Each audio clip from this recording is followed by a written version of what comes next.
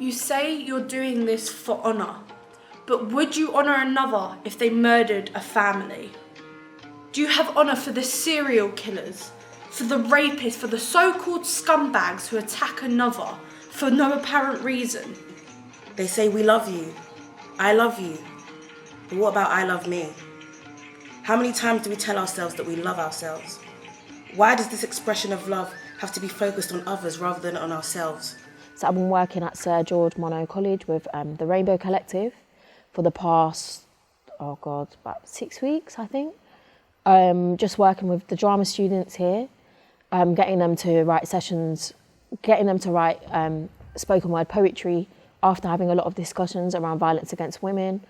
We had someone come in, Hebo, to talk about FGM. We spoke about struggles that girls go through, and then we wrote out like different themes and things that we could like specifically talk about. For example, like depression, anxiety, like mental health. What I want to get out of these sessions are just get some more understanding of the poetry and how it can really help other people, because you're not really speaking for yourself, you're speaking for a lot of people as well. I cry out of fears of what realities I'll have to share with my future daughter. I look at my niece's brick brown eyes and hold her tight to me. If my mother really knew the things I'd been through or seen, it'd break her heart. So she strokes my hair whilst I shed tears in her lap. I've reasoned and danced with my sisters who sell sex for money. Been asked by bartenders how much a man should offer me. Reason with my brothers trying to understand why they wouldn't hesitate, why they'd want different women in their bed, but a date they never contemplate. This is a way for us as women to say how we feel. I wrote a poem, Self-Love, to make myself think I don't always have to look at other people. I can be who I am because I'm unique and stuff like that. If you can speak about these issues through spoken word poetry, it makes it 10 times easier to actually use your voice to speak about it. A lot of the young girls have commented that they just appreciated the space where they were able to talk about deeper things and talk about things that affects them as well, day to day, or affects women in general. You all perform to each other a lot. We're not here to judge each other's writing at all. We don't need to think either that it's about the person, whoever's written it. And just embrace it. Such hungry eyes they have as they look you up and down, like animals. God loves you, I love you, but what about I love me? I still have hope, though, for the next generation of men to be taught not to be like this. When you learn to have that unconditional love for yourself, you can love others more wholeheartedly, intimately, and only then will you experience true freedom. This is who I am. I am who I say I am, not what you force upon me. Sometimes we seek from things outside of ourselves, and that's when we end up with disappointment, It don't mean that we can't, not rely on people, but it doesn't mean that you shouldn't have these interactions. But yeah, at the same time, as long as we're kind of giving more energy to ourselves and showing ourselves that, love, then, everything else is a bonus, but it's not the be-all and end-all, Voices, often silenced by the male hand. Hush, don't speak. I said no, don't touch me there. Young ladies, often no more than a teen, spilling out of their seams, didn't ask for someone to scream. I come here from the darkness. I miss from the darkness. Come give me a kiss from the darkness. This is your life, your choice. Self-love.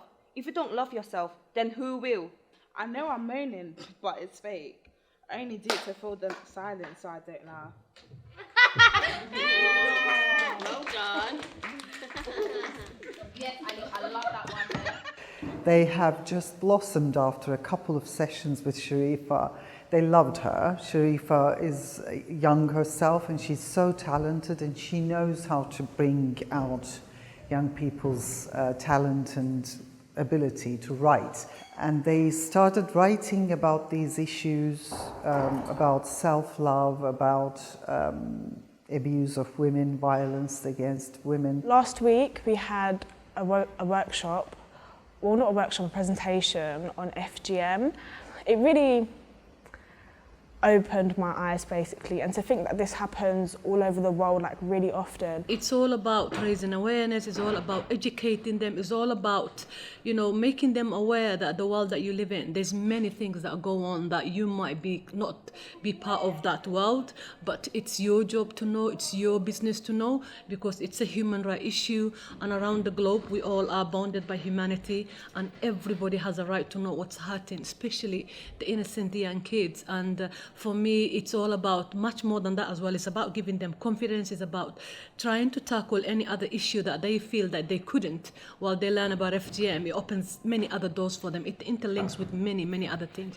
It's not solely about female genital mutilation alone. I thought it was really important hearing that from a survivor of FGM, and it kind of just made me aware of how a lot of girls are suffering from that. Having real women coming here and telling them about their own personal experiences and giving them a lot of information about the help out there was really amazing. So I've seen the girls like really progress as like writers, but also the way that they've learned to express themselves or like kind of grasp like other topics as well. You know, first, even at the beginning, they were a bit like, when we told them that they were going to perform at the FGM conference, a lot of them were like, oh God, I don't really know about that, or not really feeling confident about it. But by encouraging each other, like a lot of them did turn up. I think there was about 6, 7 of them, and they all came and performed at the FGM conference. So yesterday we went to Waltham Forest College and they held an FGM conference, and they also got like some of the survivors of FGM to like speak. And we, as the students, spoke as well. I feel like the whole conversation around FGM and forced marriage is very necessary because a lot of people are suffering because of it. My contribution was to do a poem which was about self-love, and especially around FGM as well. That's very relevant because you're having your pride and your dignity taken away from you and having to suffer.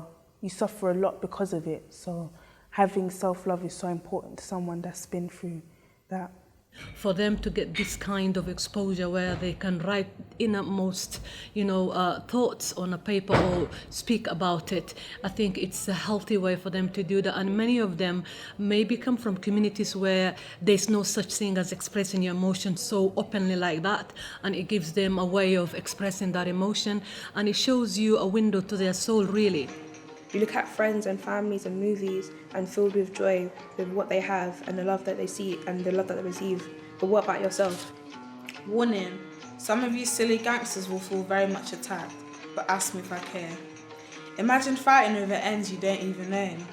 Don't you feel stupid? Beefing other men because of where they live. I've written one about postcode wars. It is a major problem. And it's something that needs to be stopped, or like the knife crime and stuff. I'm the type of person that is really can't express myself to other people, but writing down what I feel and then speak out to people, it is a way of me expressing my feeling. Yeah, I really recognise the confidence that's developed for a lot of the young women. Like, some of them might have like learning difficulties or other areas, and I just feel like being given the support and the space to actually articulate themselves, but also a safe space. We really created a safe space for them. That space is already there, but how to utilise it better. One of the girls said she commented saying the sessions were like really, she said something like wholeness, and it being like bringing them together in a way that they may not necessarily have from a space of vulnerability. And that itself, like having the confidence to speak certain things around other people, but also the confidence to actually say, you know what, I am going to say my piece and I am going to talk up and my voice is important, my opinion is important, and I'm a woman and that's a powerful thing. I think I'd add on something about, you were the one talking about gang violence and how postcode wars, so yeah, just create that into a summary. I feel like my session with Sharifa is going really well. I feel like she's very good at what she does, and I like the sessions. I like the fact that they're so open. and that we are able to discuss things as a group. And I like how free it is with the writing. We're not given any kind of constraint. It's like a positive change, because it's like, yeah, I've known about like some of the issues that women go through, but it's like to now write about it, it's just helping like me to understand better with what we go through, even if it's not like everything that I go through, but it's like what other people go through, and it's just kind of trying to like help other people as well. The power of spoken word is the way that you can so concisely appeal to people, but you can make people, like I always say, it's a way to make people feel who don't normally feel. So you're engaging with people that might not necessarily think about a topic or just think, what's that got to do with me? I don't have any daughters. That's not my business, you know? But allowing young people to actually speak for themselves on topics that adults always talk about in relation to them, you know? Whether it's like young people and gangs, or young people, you know, like letting a young woman actually say, well, postcode wars is a load of nonsense, you know? And her speaking to her own people, that's much better than some like white middle class man talking nonsense and talking about things and areas that he might not even walk in. Writing spoken word poetry has helped me to express myself, and I find writing very therapeutic. I think it's very refreshing to kind of write down what you think and how you feel, and kind of articulate in a way that other people can understand you, and I feel like that's quite powerful to do. So it has changed me, as in it's helped me to articulate and express myself in a way that other people can understand. Like my partner cheated on or whatever, that again is an honour. I'm trying to maintain my honour, so I've come for you because you've disrespected my honour. You know, you came in this territory, and that again is a form of violence, honour-based violence. You know, it was so helpful, these sessions with Sharifa, that they realised they actually have the potential to write as well, and thinking about these topical issues such as forced marriages, FGM, has been quite empowering for them as well. They have definitely been exposed to a great project, and they have developed their skills tremendously within the space of 5-6 weeks, really. My main message for the young people involved in the project, but not just them, like in general, is just to remember how important your voice is. Remember how art in general, whether it's like drama, music, singing, performing, spoken word, whatever it is, like just utilize these skills. Performing arts was always a safe space for me to be myself, away from other things, or like, but at the same time, I just feel like there's so much power in it that I want to make sure that everyone has an outlet. So it's just find your own outlets, like recognize how your authentic voice is so important. Allowing people to relate to you is really important, and being able to express yourself through this vessel is really important. So I just encourage people to find their own outlet, whether it's writing, performing, music, playing a song, whatever it is, like just express yourself. How do you feel looking at the bruise above her lip? How do you have the courage to face yourself after failing to protect? How do you feel right after stripping the freedom away from her? How do you live knowing you became the obstacle that blocked her happiness? The sacrifices you make for what you believe in. I tried to talk, but all I could hear was my screaming. I tried to understand, but all I could feel was pain. I don't dress to walk outside and be inviting men to stare at me, talk to me, because I'm not theirs.